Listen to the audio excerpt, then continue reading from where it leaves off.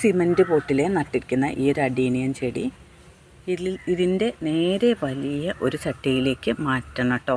ഇല്ലെങ്കിൽ ഇതിൻ്റെ കോഡക്സ് പെട്ടെന്ന് വളർന്ന് വന്നിട്ട് ഇത് ചട്ടി ഇതുപോലെ വിണ്ടു പോവുകയാണ് ചെയ്യുന്നത്. അപ്പോൾ അതുകൊണ്ട് ഈ ഒരു 4 ചട്ടിയിലുള്ള ചെടികൾ എനിക്ക് വേറെ ഇതിൻ്റെ നേരെ വലിയൊരു ചട്ടിയിലേക്ക് മാറ്റി നടാനാണ് ഞാൻ ഉദ്ദേശിക്കുന്നത് കേട്ടോ. അപ്പോൾ അത് നടാൻ ഉദ്ദേശിക്കുന്ന ചട്ടി എന്ന് പറഞ്ഞാൽ ഇത് മൺചട്ടിയാണ്. ഈ മൺചട്ടി ഒരു 10 എണ്ണം വീതം 10 എണ്ണം എനിക്ക് പഞ്ചായത്തിൽ നിന്നും എഴുതി കൊടുത്തിട്ട് അങ്ങനെ കിട്ടിയിട്ടുള്ളതാണ് കേട്ടോ. അപ്പോൾ ഈ ചട്ടിയിലേക്ക് ആവശ്യമായ മണ്ണും ഇതുപോലെ കവറിലാക്കിയിട്ട് കിട്ടിയിട്ടുണ്ട്. ചട്ടിയിൽ പോട്ടി മിക്സ് നിറയ്ക്കാൻ വേണ്ടിയിട്ട് ഞാൻ എടുക്കുന്നത്. അപ്പോൾ ഇത് എനിക്ക് ആ ചട്ടിയിലേക്ക് ഇടാനാവശ്യമായിട്ടുള്ള മണ്ണ് കിട്ടിയിട്ടുള്ളതാണ് കേട്ടോ. ഈ മണ്ണിൽ ചകിരിച്ചോറും വളമകളൊക്കെ ഈ മണ്ണിൽ തന്നെ കാണുന്നുണ്ട് ഉള്ളതായിട്ട്,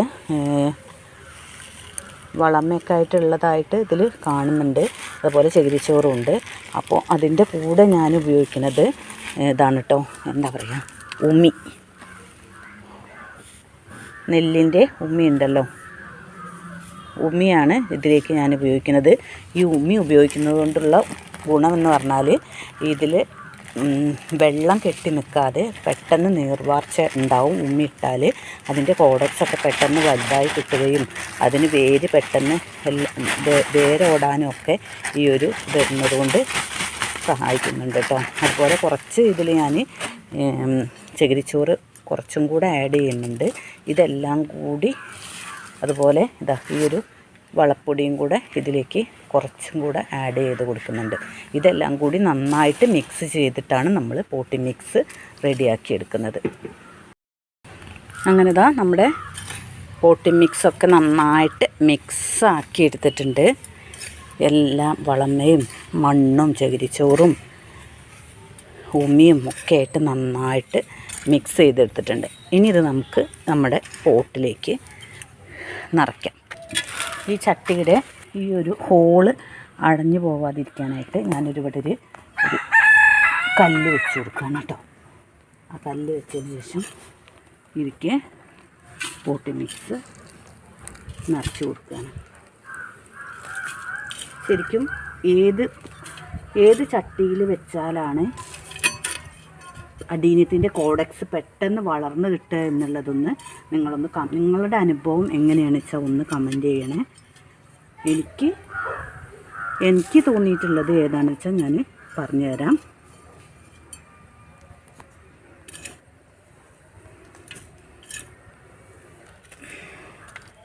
ഈ ഒരു അഡീനിയത്തിൻ്റെ ചെടി നമുക്കിതൊന്നൊന്ന് എടുത്തു നോക്കട്ടോ.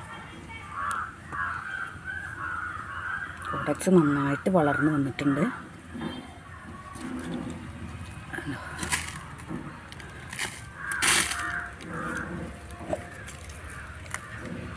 ഇതിന് മണ്ണ് വല്ലാതെ ഞാനിപ്പോൾ മാറ്റുന്നില്ല.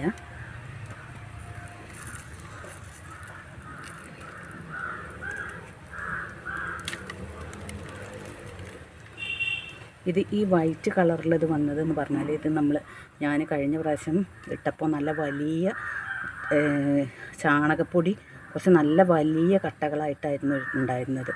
അപ്പോൾ അതാണ് കേട്ടോ. അപ്പോൾ അതുകൊണ്ടാണ് ഈ വൈറ്റ് കളറ് ആയിട്ട് കാണുന്നത്.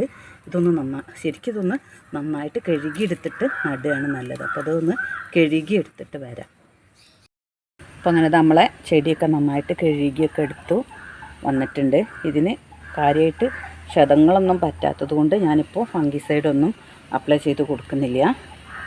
ക്ഷതങ്ങളോ മുറിവുകളോ എന്തെങ്കിലും പറ്റിയിട്ടുണ്ടെങ്കിൽ ശരിക്ക് ഫംഗിസൈഡിൽ മുക്കി ഒരു 10 മിനിറ്റെങ്കിലും വെച്ചതിന് ശേഷം നടുകയായിരിക്കും ഏറ്റവും നല്ലത് കേട്ടോ.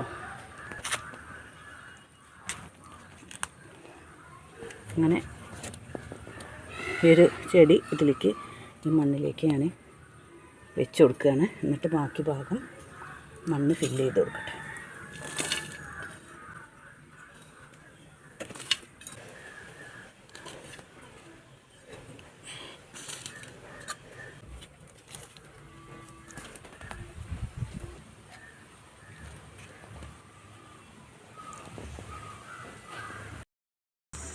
അങ്ങനെ നമ്മുടെ ചെടികളൊക്കെ ഞാൻ റീപോട്ട് ചെയ്തിട്ടോ കുറച്ച് വലിയ ചട്ടിയിലേക്ക് മാറ്റി നട്ടു.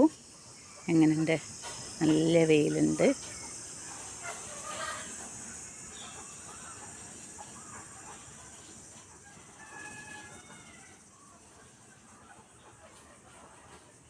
നല്ല ഭംഗിയില്ലേ? കോഡക്സൊക്കെ നല്ല വലുതായി നിന്നിട്ട് എൻ്റെ കോഡക്സ് കാണാനും നല്ല ഭംഗിയായിട്ടില്ലേ കേട്ടോ.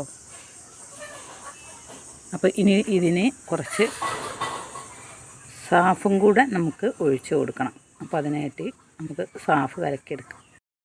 അപ്പോൾ ഇതാണ് സാഫ് എന്ന് പറയുന്നത്, ആൻറ്റി ഫംഗൽ പൗഡറാണ്. ഇത് കുറച്ചെടുത്തൊരു ബക്കറ്റിലേക്ക് ഇട്ട് കൊടുക്കുക. ഈ ചെടികളൊക്കെ ഒന്ന് നനച്ച് കൊടുക്കാൻ വേണ്ടിയിട്ടാണ്.